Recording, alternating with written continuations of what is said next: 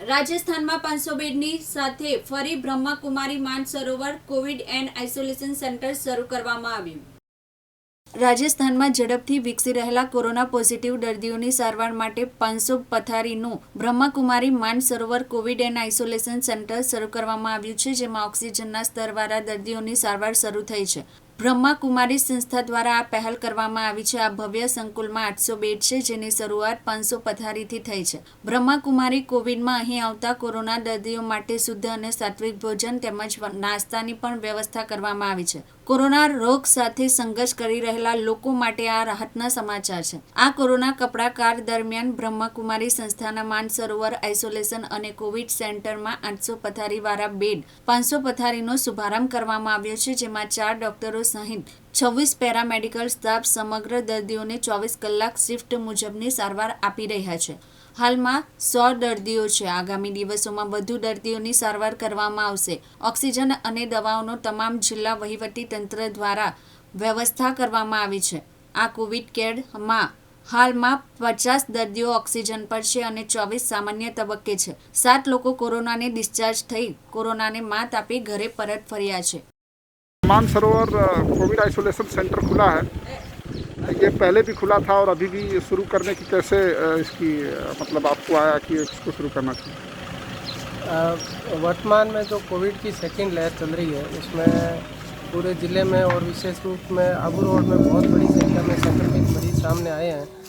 ऐसी स्थिति में काफ़ी संख्या में ऐसे मरीज़ हैं जिनको ऑक्सीजन की भी आवश्यकता रहती है और बहुत सारी संख्या में ऐसे भी मरीज़ हैं जो बिना ऑक्सीजन के हैं लेकिन उनका ट्रीटमेंट किया जा रहा है। हमारे पास पहले ब्रह्म कुमारी द्वारा दिए हुए 2 बिल्डिंग थी, प्रेम निवास और आत्मदर्शन। उनमें जैसे ही कैपेसिटी फुल अप हुई तो हमने इनसे ब्रह्म कुमारी संस्थान के जो संचालक हैं उनसे रिक्वेस्ट की कि हमें पहले वर्ष की भांति ही वापस मानसरोवर की बिल्डिंग दी जाए। उन्होंने हमारी रिक्वेस्ट को स्वीकार किया और हमें वो मानसरोवर की बिल्डिंग दे दी है। वहाँ पर ब्रह्म कुमारी संस्थान है, उन्होंने फ्री ऑफ कॉस्ट खाने की व्यवस्था कर रखी है सभी पेशेंट के लिए। बहुत अच्छी व्यवस्था है। 550 से ज़्यादा बेड है उसमें, तो मैं समझता हूँ यहाँ काफ़ी अच्छी सुविधाएं हैं और हम ये कोशिश कर रहे हैं कि ज़्यादा से ज़्यादा संख्या में मरीज़ सही होकर के घर लौटें और कम से कम है जो हमें कैजुअल्टी का सामना करना पड़े। वर्तमान समय देश और विश्व में कोरोना बीमारी का कहर चल रहा है। ये केवल एक बीमारी नहीं है, एक सुनामी ऐसा लग रहा है। बीमारी का सुनामी है और छोटे बड़े बूढ़े जवान, शिक्षित अशिक्षित, गरीब अमीर, गांव वाला शहर वाला, सबको इसको शिकार हो रहा है।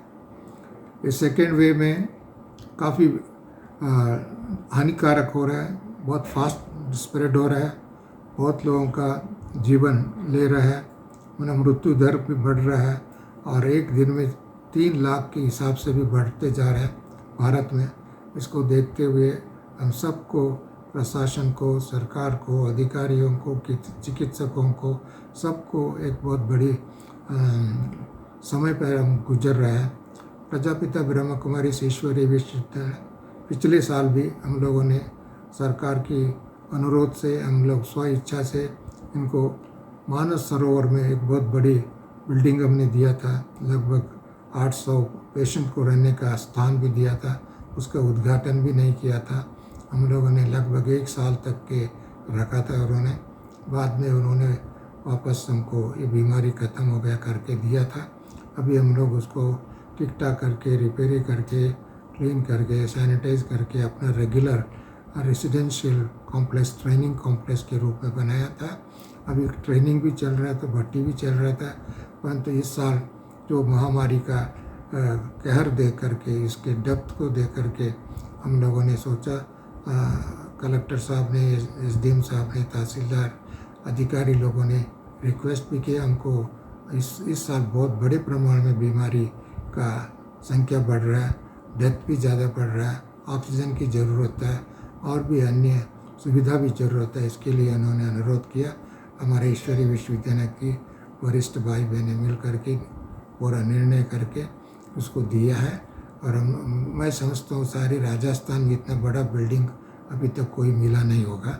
इतनी सुंदर बिल्डिंग, इतनी व्यवस्थित बिल्डिंग उधर हर कमरे में कम से कम 4 बेड तो ही है, और लोग तो 4 के बजाय 3 भी रख सो, 2 भी रखो, जितना उनकी पेशेंट की स्थिति को देख करके उस अनुसार प्रोवाइड किया जाएगा। और उनको ऑक्सीजन की प्रोवाइड करना पड़ेगा। ईश्वरीय विश्वविद्यालय इन सबको खान पान का भी व्यवस्था कर रहा है। जितने भी बेड होगा, जितने भी हॉस्पिटल की कर्मचारी होगी और पेशेंट होगी, उन सब के लिए ईश्वरीय विश्वविद्यालय पूरा खान पान का भी जवाबदारी लिया है, हम करते। हितेश जोशी, दिव्यांग न्यूज़, अंबाजी।